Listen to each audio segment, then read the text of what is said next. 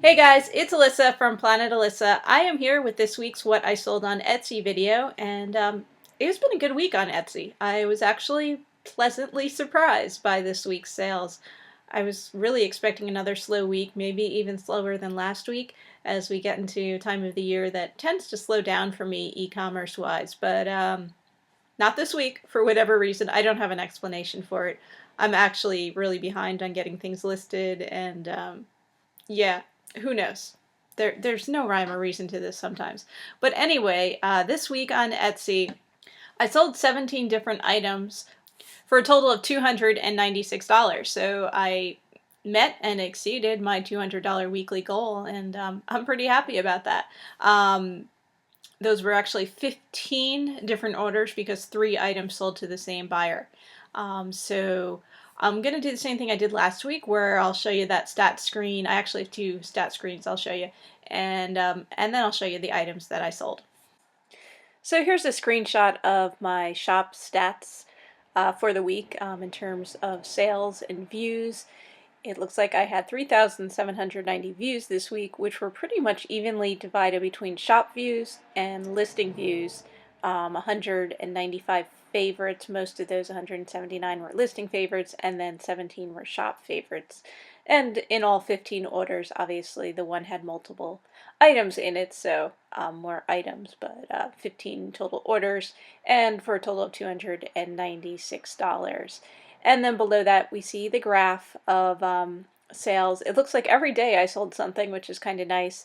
And the big winner was the 23rd, which was Saturday. I don't know, maybe this is because, at least here in the Mid-Atlantic region, no one was going anywhere. It was snowing like crazy out, so we were all trapped at home with nothing else to do, maybe, but go shopping. I don't know.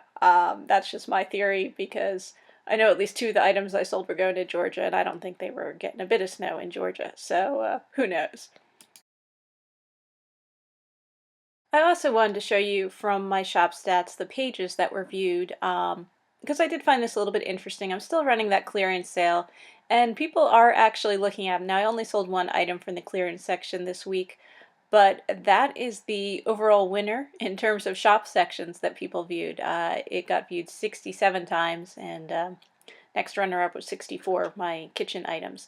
But yeah, the different sections are the top pages in my shop. And then one of my items, a set of bottles that I have, comes up next on the list. So that's what people are looking at. Most of the views are the shop itself, but then the individual pages get some views as well. So now I'll show you each of the items that sold and how much they sold for. And as always, keep in mind that the price you see is just the selling price of the item, so that does not include fees I paid to Etsy, nor does it include the fees I paid to purchase an item, and also not included is the shipping fees that the buyer pays to have the item shipped to them. But here's what I sold this week. The first item I sold this week was also my only clearance section sale. It was this Viewmaster Theater in the Round set, a Disney themed set, which I picked up at an auction over a year ago. I had originally priced at $40 and marked it down to 50% off, $20, and it sold. Interesting story about this. I picked it up at an auction, and what I was most interested was this item, which I thought would do well. It happened to come with a whole bunch of extra reels in their original paper packets that didn't go with this set, but they were grouped together with it in a lot. And I was really buying it for this, which I thought would be, an easy sale and I'd make good money on it. I don't remember what I paid for the whole set. I mean, it might have been like $8 for everything. And this has sat there in my attic for a while. I sold those reels like right away. I sold them basically one after another. Last Christmas, not this past Christmas, but the year before, they were just selling like crazy, and I don't know, I had maybe like 20 of them, and I think I sold them for $6 a piece. So I did really well and made back my money. And then meanwhile, this thing has been in my attic. It's a pretty large, bulky item, and so I was very happy that it finally sold and got to make a little bit of space up there. Now, on the other hand, here's this ashtray, which I just listed last week and sold for $10. within a few days of listing it, I would say. It's from the Ohio Turnpike. Always cracks me up that I find these souvenir items from the Ohio Turnpike. Look, this even has like a picture of a toll plaza there. So glamorous of a destination to have a souvenir from. They must have had some really interesting marketing people working when they opened up the Ohio Turnpike. Believe me, I've driven on it. It's not somewhere I would ever think I'd want a souvenir from, so just kind of funny. But anyway, I think I picked this item up at an auction too. And here's a little vintage brag book photo album. It says Bless This Child and has cute little mice illustrations on it. It sold for $6. I think I picked this up at a thrift store. Another item I've had for a while, and I didn't actually mark this down on clearance, but it sold for $15. I think when I first listed it, I might have had it listed a little bit higher. It is a plastic sign that says U.S. property, no trespassing. And no, I did not steal this sign from U.S. property. I've actually seen similar signs at post offices, so this might have been where it was originally. This one did have some damage on it. We can't see it in this picture here, but the one corner is actually broken off. I think I did pick this up at a yard sale. And I sold another one of these Beatrix Potter figurines this week. This one sold for $25. This is Mrs. Tiggy Winkle, I think. And I picked her up at a rummage sale over the summer. This is another recently listed item. Maybe it was in the shop for maybe like a week and a half or 2 weeks or so, but sold for $30. What it is a glass jar, kind of pretty sturdy glass jar with this neat design on it, and then the lid is made of some kind of metal. Maybe it's silver plated, I'm not sure, but it has an ornate design on it, and you can't really see it in this picture, but the handle is shaped like a little doggy. He's actually sitting on his hind legs with his front legs up like he's begging for a treat or something. So really cute, really different. I picked this up at an auction, I think back in the fall. I sold this vintage advertising beer tray for $20. The beer was Rheingold, and this tray, I'm not sure. I picked up some trays at different places. I think this particular one came from a yard sale that I went to. And this vintage compact did come from a yard sale. It's got a really pretty flowered design on it. Sold for $18. There was a maker marked on this one, I believe. I think it was Stratton, if I'm not mistaken. And just, yeah, really pretty one. Now here's an item I've had for about a year or so. It is a vintage lantern. The brand, as you can see on the tag there, is Near Feuerhand. I'm probably pronouncing it wrong because I don't speak German. But it does have the tag still on it. It is in really nice shape, and it's just so unique, like the purple with the yellow globe. I really liked this item when I picked it up. Like I said, it was like a year ago, and at a thrift store.